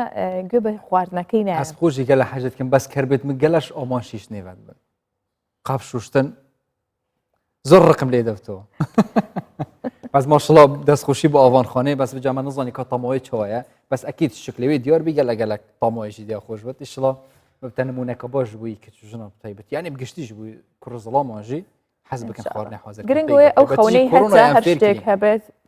کۆڕۆنا فێرکەین هەمی کارە پێک بکەین. باش بوو کۆرۆنا زۆری فێری خواردن و چێشت و شتیتکردنەوە دانو کە بەرەف مە بەحسە خواردنێژی کردە بەرەف تەوەری تەندروستی بە بچین تەندروستیە خوب پارێزین لەوێ جارب تایبەتی جەم دێ بەحسە نەخۆشیەکێکین وەکیە دیار نەبچێکی نەگەنجی نەمازنی نانی یاسد گەلە جارا و سەبە هەستکەنج بووی پاشی بە ئەشەڤەژی خود هەست کرد دکتۆر مەهدی خالد پزیشکی پسپۆریا ڕۆماتیزم و چارەسەریە سروشتی دەدیێنمەدا بە دکتۆر هینگەلە بخێر هاتن ڕەمەزان پیرۆز ئینشاڵڵا هەر تەندروست باش بن. ئەمە ئەم ژێ پرسیارێ دەست پێ بکەین. تەمەنی نانی یاسد یانژی کینە زێدەتر تووشی ڕۆماتیزمی بن یانژی معرەزی هەندێنە پشتی چەند ساڵێکێتکەم تووشی نەخۆشیێت ڕۆماتیزمی بن. کاتێک باسی نەخۆشی ڕۆماتیزم دەکەین تەمان وەکو چەترەکە کۆمەڵێک نزیک لە 160 خسوور زۆر نەخۆشی لە خۆی دەگری یان یەک زۆرمان نییە زیاتر لە 160 زۆرمان هەیە سەتەمان زۆری دیکەش دەدۆزرێتەوە چونکە هەندێک زۆرمان هەیە هەتا ئێستا با بڵێن پۆلێن نەکراون پێیان دەگوتێت نەخۆشی ڕۆماتیزمە پۆلێن نەکراوەکان چونکە هیچ ناوچی دیاریکراومان بۆ دیاری نەکردیە. بە گوێرەی تەمەنیش بە هەمان شێوە لە هەر تەمەنەچی لە تەمەنی گچکە و با بڵێن منداڵانەوە کۆمەڵێک نەخۆشیمان هەیە احتیمالەت معرەز بن لە تەمەنی با بڵێن گەنجان و هەرزەکاران بە هەمان شێوە لە تەمەنی پیرەکان بە هەمان شێوە. بەڵام ئەوەی هەندێک زۆری ڕۆماتیزمی زۆر باومان هەیە عادەتەن لە تەمەنی سی بەرەو سەرەوە توش دەبن هەندێک نەخۆشی باومان هەیە لە تەمەنی 45 بەسەرەوە زیاتر توش دەبن چی گوتم ینی هەر بە گوێرەی تەمەنەکان زیاتر دیار دەتوانی پۆلێنیان بکەین. باشە دکتۆر هۆکارەکانی چییە و لەگەڵیشیان نیشانەکانی چیە چه هۆکارێک وای لێکا توش بێ و چ نیشانێک تیا دەرەکەوێت؟ بەڵێ کە دڵێن ڕۆماتیزم بە شێوەی گشتی وچی باسم کرد زۆرینەی ئەوانەی نەخۆشی ڕۆماتیزمن کە پێیان دەگوتە ڕۆماتیزم چکان ژان و شت هەیە پێی دەگوتە ڕۆماتیزم ئەو ئەو ڕۆماتیزمە نییە کە ئەمەمە بەستمانە بە شێوەی گشتی ڕۆماتیزم نەخۆشیی مەناعیە نەخۆشی بەرگری لەشە هۆکاری توشببوونی نازانین زۆرینەی نازانین هۆکارەکەی توشببوونی چییە لەبەرەوەی با بڵێن سیستەمی بەرگری لەش لەگەڵ خانەکانی خۆی دەزەنجی سەبەبەکەی چییە تا ئێستا زۆر ڕوون نییە بیرۆکە و شت زۆرە بەڵام تا ئێستا نەسێنراوە. بەڵام نیشانەکانی چیە نیشانەی گشتیمان هەیە عادەتەن ژان لە جومگەکان عادەتەن با بڵێن ڕقبوونی ماسوولکەکان ڕقبوونی جومگەکان خاستن بە لە کاتی بەیانیان یان لە کاتی کاتێک پشوو وەردەگری زیاتر ژان دەکات لەوەی کاتێک دەجوولێت تەبان ئەوانە هەندێک نیشانەی باوی نەخۆشیەکانی ڕۆماتیزمن بە شێوەی گشتی. باشە دکتۆر ویجا مادام گیم دەست پێ بکەین مادەم مەگوت 160 نەخۆشیە زێدەترن یعنی بژین چترەکە مازنە بەڵێ. ئەبێت زێدەتر کۆمەڵگە هەمە بتایبەتی ژلوێ نافچەیە توش بن بەڵێ. چنە جوورە ڕۆماتیزم یەک لەو جۆرەی کە لە زمنی نەخۆشیەکانی ڕۆماتیزم دەتوانین با بڵێن پۆلێنی بکەین نەخۆشی سەوەفان یان با بڵێن کەمبوونی یان با بڵێن سوانی جونگەکانی پێ دەڵێن سەوەفان مەشهورە ناخۆش پێ دەڵێن سەوەفان نەخۆشیێکە زۆر باوە زۆر باوە عادەتەن وشی وتم لە تەمەنی 50 بەسەرەوە زیاتر توش دەبن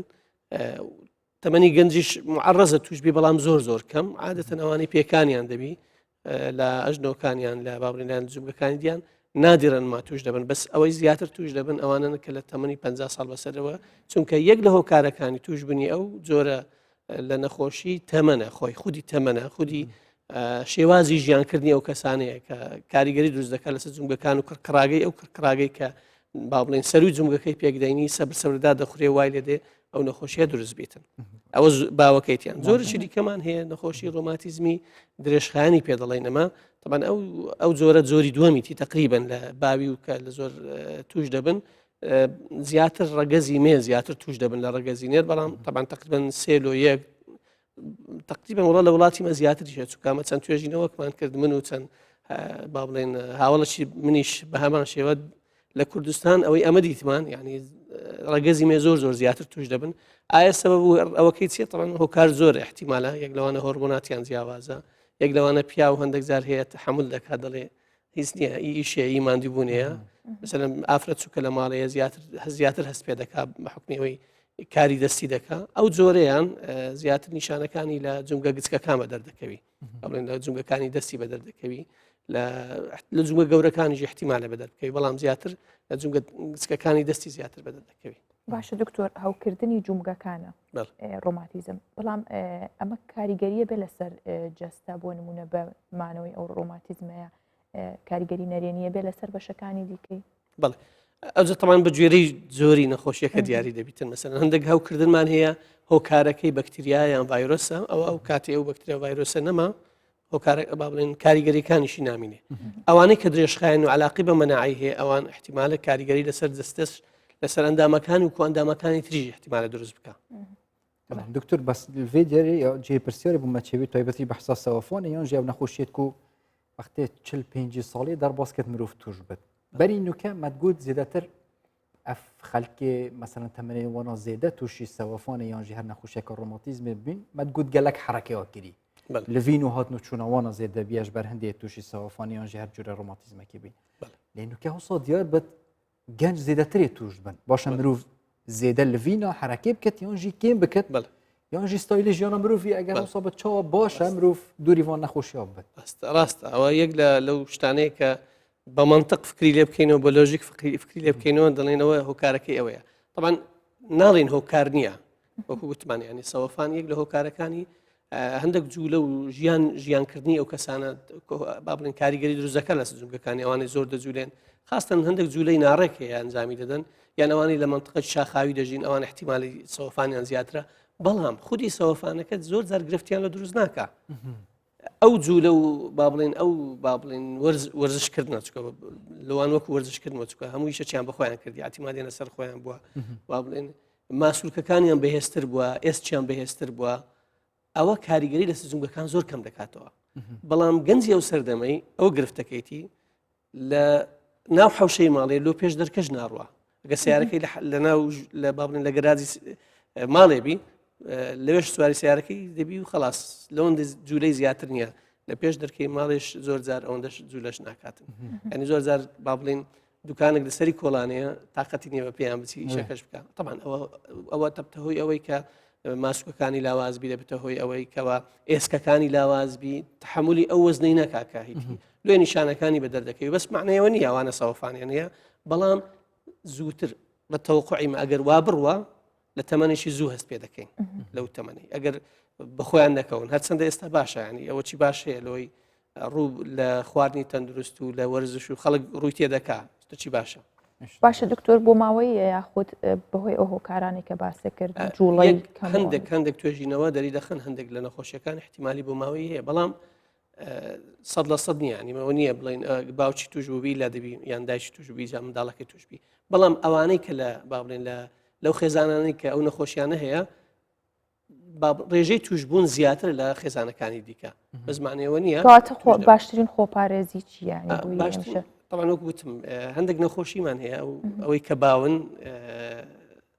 خۆپارێزیان هەندێک زەحمەتە یعنی چونکە هۆکارەکەی نازانین بەڵام هۆکاری با بڵێن خۆپارێزی گشتیمان هەیە مهمە بیکەین ئەوەیە کە ماسوولکەکانمان بەهێز بن خواردنمان تەندروست بی جوو لەو با بڵێن وەرزشمان هەبی ئەوانە هەتا ئەگەر تووشیش بووین وەکمان لەکنە با بڵێن وەکو دەڵێ هەندێک زەخیرەمان لەکنە بە کەلکمان دێ لەو دکتۆر گەرمی و سەر ینی گەرما جێوی گەرما سەرمان ئەوەش تەبان تەسیر دەکات بەڵام معنەی ئەوە نییە چکە زۆر جار ئەو قسە باوە دەڵێن ڕۆماتیزمەکە لە سەرمایە توش بووە تەڵانەوە بنەمایەکی و بنچینەکی زانستی نیە بەڵام ئەگەر یەکە نەخۆشیەکانی ڕۆماتیزمی هەبی بە سەرمابوون تەبان گرفتی لە دروست دەبی چونکە با بڵێن شتێکی منطقی فەسلە جیە لەبەرەوەی ساردی وا دەکا ماسوولەکان گرژبی باڵێن زەخت دەکاتە سەر ماسوولەکانی زیاتر و جونگەکانی زیاتر هەست بە ئازار زیاتر دەکات ویجا دکتۆر داوێ جارێ بین ئەم خۆپارێزیش ڕۆماتیزمی و ئەوێ توش بیژی هێدی ڕەوشە خو باشتر بکرد وەکی مشتە دیتی هەمە سبحان الله تو هاتی تو gelek ڕاست ڕاوەستای ڕێنیشتیە خوارێ شێوازی ڕێنیشتنێ تایبەتیژی کارێمە حتا ڕۆژنەمەوان و gelek کارژی تۆ سۆنە هەمە هەر کارێمە ڕێنیشتنە و حتا نوکەژی دە گۆڕین ڕێنیشتنە خۆدا نەکردی ئەس سۆ سای متابعیتکن باشە ڕێنیشتنێژی وەریگەریف سەر مرۆڤی هەیە مرۆڤ چاو ڕێنتە خوارێدا مرۆڤ ئیدیر بژبان نەخۆشیە تەنها دانیشتن گرنگ نییە هەموو جوولەکانمان گرنگە بەڵام بە حکمەوەی خەڵک زۆر دادەنیشی خاستن لەو فترەی کۆرۆنای ینی خەڵک زیاتر لە ماڵە و دانیشتنە و ئەوەی پێشتر کاریە درێژ بوو بەمەشەوە کە مامۆستای زانکۆین و ئێستا ئۆنلاین دەبی لەگەر تەڵەبەکان بەردەوام بین زۆر دادەنیشین تەبین دەبی گرنگی پێ بدەین بێگومان کاریگەری هەیە لەسەر با بڵێن جومگەکان لەسەر با بڵێن ماسوول باشترین ڕێنیشتن یا چاوەرە و بەری چەند ساڵەژی هەبتە میێوانی مە بەحەس کرد بژام بیرامە باشتێ باشترین ڕێنیشتن دەستپێکە مرۆڤ یێپاراستی بێت یا دوێژی بوونە ئەوێت توش بین یعنی دانیشتنەوەوانە ڕێکۆپێک بە واز ئەوانە باشتر پێشەوەی باسی باشترین زۆری بکەم شتێکی گرنگ هەیە بزانین باشترین دانیشتن باشترین پاڵکەوتن باشترین خەوتن باشترین وەستان هەمووی ماوەی دیاریکراوی هەیە یعنی ئەوە نییە ئەگەر بە باشترین قەنەفەبی باشترین بالیفن لە پشتبی بە شێوازی زۆر جوان و تەندروستیش دانیشت بم مەسافەکمان ماوەکمان هەیە تحملی ماسوولکەم تحمل دەکا و جسممان تحمل دەکا با بڵێن لە 20 دقه تا نیم ساعت ئەو پەڕی زۆرە 20 ساعت 20 دقه تا 30 چرکە با بڵێن 30 دقیقه ئەوەندە زیاتر نا چکە لەوەی زیاتر بی تو زەنابتان ئەکیدم زۆر هەستی پێ دەکەن چکە لێرە زۆر دادەنیشن بەجێ من دەکەن پاش ئەوەی کە وەک دەرناچی مەسەرەن لە کامری دەردەچی هەر فڕەچی لە دەوری ئێرە لێ بدەن و دانیشتمەزنو کە فەڕەکەی لێدەم کاریگەری زۆر هەیە تا باسی سیاری دەکەین ئەوانی کە شوفێرن لە با بڵێن ماوەی زۆر ناو سیاری دەمینێنەوە بە هەمان شێوە باشترین کورسی و بالیفیشیان هەبی بە هەمان شێوە پێویستە لە مابینی نیو ساعتە تا 40 دقیقەی 5-6 دقه بێنە دەری هەم جارێ دەرێن بەس ئەوەندە لە دەوروبەری سیارەکەی دوسێ جار فڕە لێ بدا و دانیش وەکو زانی کوچیا بەلوی ئاسان کەم وەکو شەحنی مۆبایلیە مۆبایل چەند بەکاری بینی شەحنی دادەبەزی پێویستی بە شەحنەشی دیکە هەیە ماسوولەکانیش بە هەمان شێوە ئەو بارەشی ئاسایی نییە بەردەوام لەسەری ببینینەوە ڕاستە باری ئاسایی ئەوەیە پشتەکەت پشتت تەبەقبی لەگەر بالیفەکەی مهمە ینی نەخوار نەژی بەڵێ وەسەد بی لەنەوەتی تۆزێک زیاتر بی باشترە ئەژنۆت لەگەر ئەوە تۆزێک بەرزتر بی ئاساییە بەڵام نویتر نەبی ئەمە بەستم حوزت بڵند بی و چۆکە لە خوارتر بی پێت بە ئەستەم بگاتە ئەردیانە بەتابەت لە کاتی شۆفێری دکتۆر زۆربەی گەنجان بە تایبەتە بینین کە بە شوێکی زۆر ناڕێک پاڵەیەنەوە کوشنەکە پشتەکەهاژە باش گوێ خۆب دەهات تا گوت من دەک پرزگرێکت ڕۆماتیزمیت هەین بزانە کۆڤجادا بزانم چۆنە مامەڵی لەگەڵا بکەم بەنسبەت شۆفێری تەبان بە هەمان شێوەکو دانیشتنە بە هەمان شێوە بەڵام کاتێک بینە پێش چاوت کاتێک ئەمن تۆزێک دێمە پێش ئەوا دەکەم قوسی پشتەمەگە تەماشا بکەن ئەو کێرڤە زیاد بوونیە ئەو خوارەوەی پشت بڕبڕی خوارەوەی پشت پێویستە قوسەکەی لە لای پێشەوە بی نەک عکس بی ئێستا بالعکسمان کردە واتە ئەو ماسوولەکان ڕادەچێشمە زۆرە تەماشاکە سعاتێک ئاوا سیاقەی بکە تەبەنەوە ماسوولەکانەوە باسی جنگانە ناکەمەوە شەوە هیچ ئەو گرفتیان درزبی باس باسی بڕبڕی پشت بکەین ئەو ماسوولکە بە چەند سەعات ڕای کێشە طبعا کە دێ دەرێ لەوانەیە گەنج جارێ هەستی پێ ناکە دوایی سەبرە چ دەکات ئەمە براکەی وەختە شوفێریت کە هەر پاڵ ڕاست باش ئەوە هەتا لە بۆ مۆزوعی ئەوەش سیاقەش زەحمەتە نازانم کو پێ سیاقیان پێ دەکرێت نازانم پێم عجایبە يعني بنسبة يعني خوانا خواستا حادثة شتكا سيطرة نابي ناتوان سيطرة بكن بس ديما نكايت واش عقب باش تمروفي تشتكينا بالدكتور مروف يعني هو صابرين تاخر باش تمروفي الراس بله هر أصايون إلا فيت باش تمروفي تشتكي وباشا هبي طبعا أواش دكري بلام أوا مسافة كي زور كنترا يعني دبي زوتر شويني خود بقاري شكون عندك كرسي مان هي بشتيانية أما بيدنا نستول كبابلين لمختبرات بكاردي بابلين لو أوج لو تي لو دانش نشي مؤقتة باشا دكتور بكاري باسكيل باشتر نيا زوج بابلين تباشا بكاري بينين يقلوا أنا طبعا باسكيل طبعا بيقول من ملواني باسكيل رويشتنا وأنا همي بابلين شێوازی زۆر باشن لۆی جمگەکان بجوولێنین بە شێوازەشتن دروست چارەسەری ئەوان کەسێت تووشی سەوەفانێ بین تایبەت وەرزشەکە دیارکری لڤینەکە دیارکری هەیە ئەو ئێشانەوانە هەی کێمتر بێت ڕۆژانە وەکو باسیشم کرد زۆر چار ئێشی ئەو کەسانی کە با بڵێن سەوەفانیان هەیە گرفتەکە لە سەوەفانەکەی نییە چکە زۆر کەسێ سەوەفانەکەی زۆر بەهێزیشە هیچ گرفتیشی نییە بەڵام گرنگە لەوەی ئەوەی کە پێویستە بزانین ئەوەیە چەند هۆکارێکەیە یان چەند ڕێگا چارەسەرێکی دەتوانی بەکاری بینی تۆی لۆی لەو گرفتەی بە دوور کەوتەوە پێشەوەی باسیوەی بکەم شتێکی ناو خەڵکی دڵێ کە سەوفانم گرت ئەو دکتۆر تازە چارەسەرم نییە ئەوە غەڵەتە تەبان شتیوانە چارەسەرم نییە هەموو شتێک چارەسەری هەیە بەڵام بتەوێ وەکو گەنجەکی سەردەمی خۆی چۆن بووی ئەوە لێ بێتەوە هەندێک زەحمەتە بەڵام یەکەم شت وەزن ینی چێشی لەش پێویستە چێشی لەشی دابەزێنی کاریگەری لەسەری بێگومان چکات وەرە قورسایەکان دەکەوت سەر ئەو جمگەیە دەستپێکی بێت مرۆڤ خۆ زعیف کرد ئەفە ئەو یەک دوو خواردنی تەندروست ئەسیری هەیە چکە تەسیر هەم لە کێشەکەی دەکات هەم با بڵێن بەرگری لەشیش بەهێز دەکات سێم شت بەهێزکردی ماسوولکەکان و جمگەکانی با بڵێن ماسوولەکانی ڕانی زۆر گرنگە با بڵێن بەهێز بن سێم شت ڕۆیشتن زۆر گرنگە ئەمە زۆر جار دەڵێ زۆر پێشتر یانی ئەووا بوو باو بوو ئەوەی چەوفانی لە ماڵی دانیشە و سرحاتکە و ئاو دەستت غەربیبی و ئەو هابکە و طبعاً ڕاستە ئەوانە کاریگەریان هەیە تا فترەشی بەڵام ئەو کەسەی تەمبەڵ دەکا وای لێ دەکا دانیشی لە ماڵ هیچ نەجوولێ و هەز بکە نەخۆشە ئەو بە نەخۆشی هەندێک جار بە نەخۆشی حساب ناکەین ڕۆماتیزم ئەو عفو سەوفان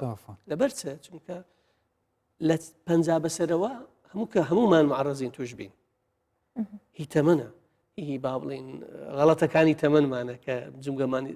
با بڵێن احتیماممان پێ نەداە هەندی خەڵەتیت مرۆڤی کێمتر بن مرۆڤی دیرترە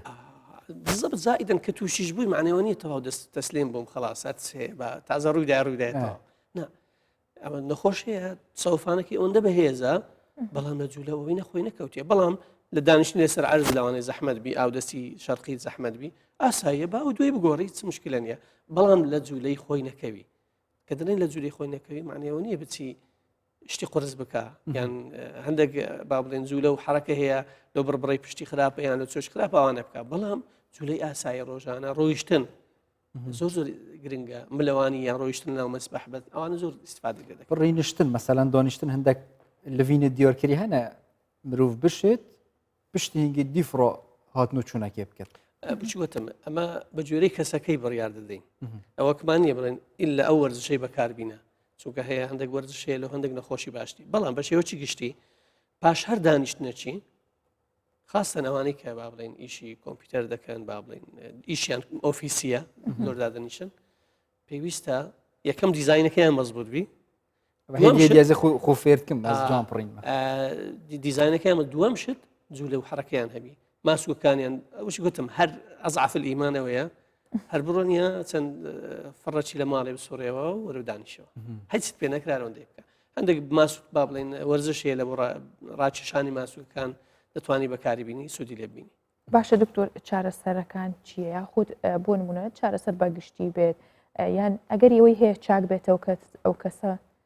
چارەسەری سروشتی باشترە خۆت بەکارێنانی دەرمان و مەبەستت هەموو نەخۆشەکان ڕۆماتیزم بەڵێ هەموو گشتی نەخۆشەکان ڕۆماتیزم بە شێوەی گشتی چارەسەرکردنیان ئەمە چەند ئاستێکمان هەیە ئاستی بێدەرمانی ئەو چارەسەرانی بە بێ دەرمان بەکاردێ ئەو وەکو کێشی لەشە گرنگی پێ بدە خواردنی تەندروستە بابلین ستایلی ژیانیتی بگۆڕی پاشان وەرزشە بەهێزکردنی ماسکەکانیەوە چارەسەری سروشتیە استفادی لێ دەکات بە هەمان شێوە چارەسەری وەزیفیە تەمان لە وڵاتی هێشتا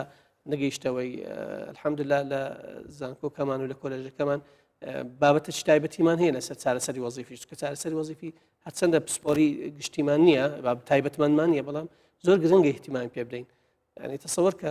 زانستە تایبەتیمان هەیە لەوەی کە چۆن ئۆفیست ڕێک دەخەی پێ دەگوتێت ئەرگۆنۆمیکس یعنی چۆن بە شێوازش تەندروست ئۆفیسی خۆت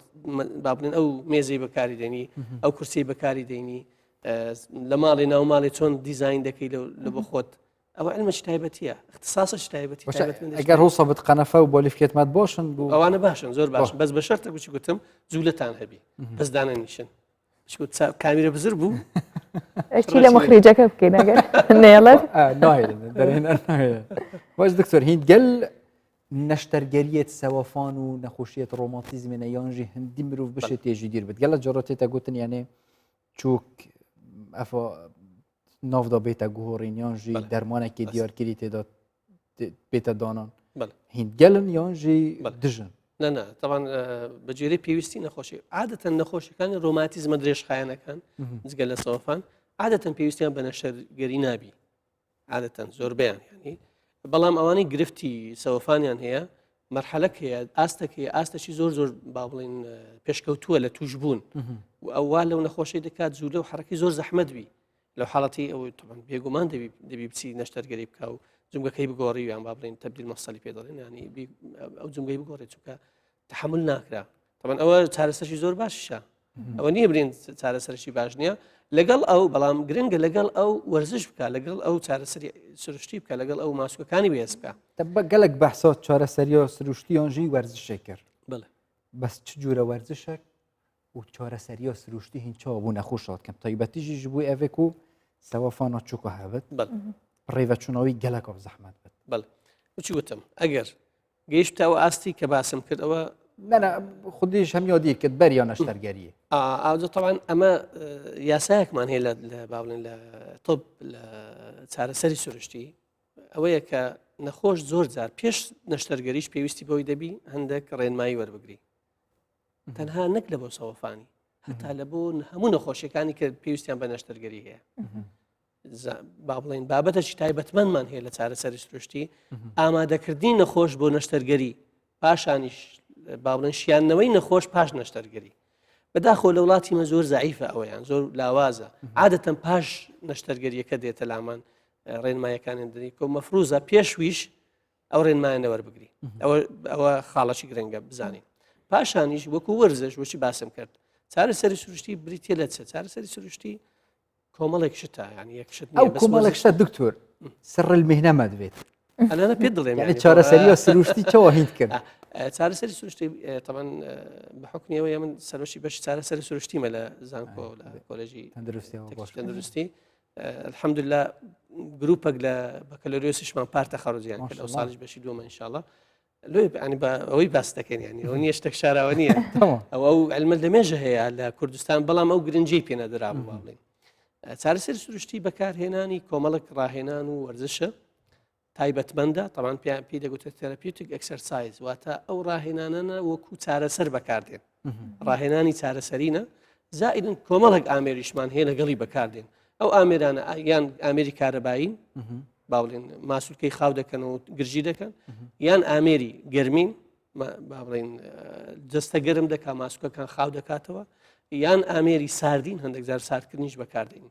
طبعا بخود ئەسڵەکەشی چارەسەری فیزیاییە ناوە ئەسڵەکەی و ڕاستەکەی بەس لە ئەوەی چارەسەری یا سروشتی بالضبط چونکە کۆمەڵک ئامێری فیزیایش بەکاردێنی و ئەمداش ئامیرۆ گەڕی بەڵێ یە بێتە دەفتە و چارەسەری یا سروشتی وەرگێت شێت ماڵ ئەو خود دووبارە بکەت بەڵێ ئەسوان تەمرین زۆرینەی ئەوانی خاستن ئەوانی سەوەفانیان هەیە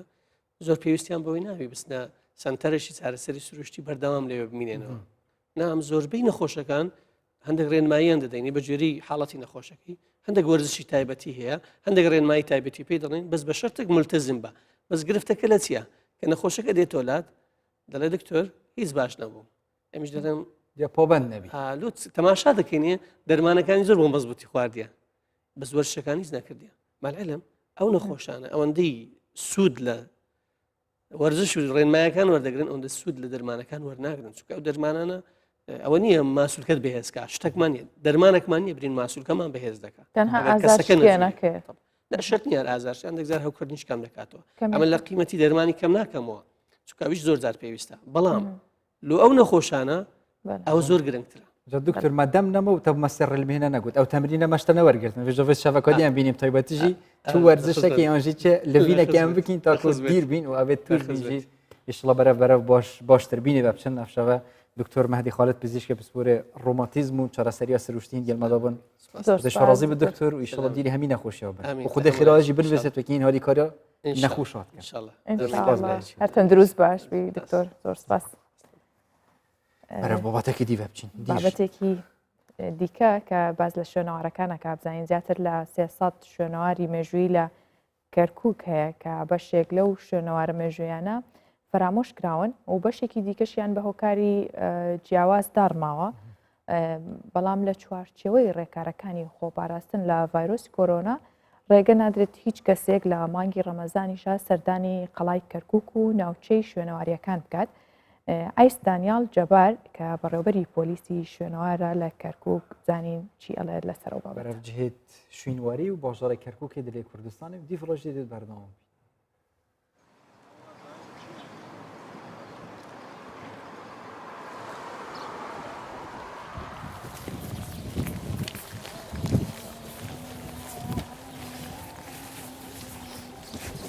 ئەمە لە ناو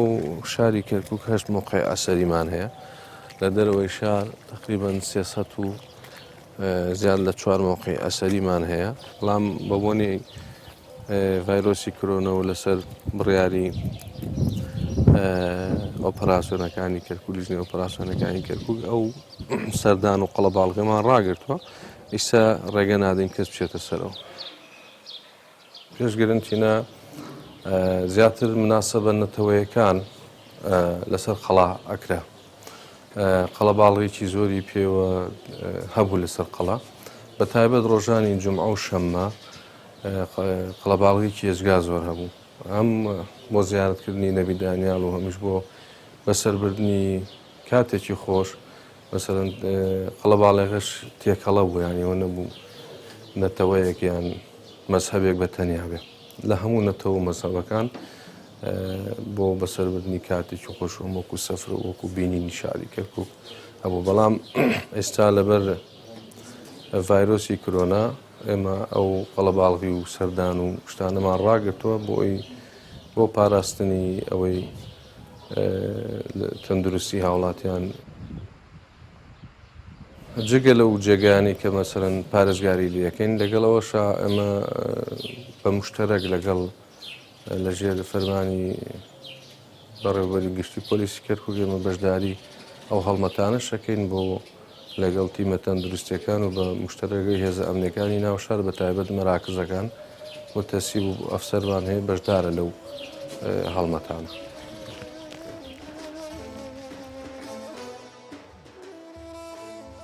بەری ئەم بەرەفکەرکووی بە بچین مەگوت بێ ئەم دێت پشتنگێت گەلەوە بەردەوامی لە پرۆستیژی بەردەوامی ئەمە هەندە بەسم خاطرە خوش و بخوازین پاشیڤە شەڤەج هاتە پێشکەشکردن پاشیڤەوە کۆهین و کە حاضریەوەیەتکن خێر و بەرەکەت و سەحەت بەتو ئینشەڵا مەشیۆ بەت خزمەتەوە بکەین و هەر شاد بشین هەر شاد بن لە کوردستانێکی ئاوادانە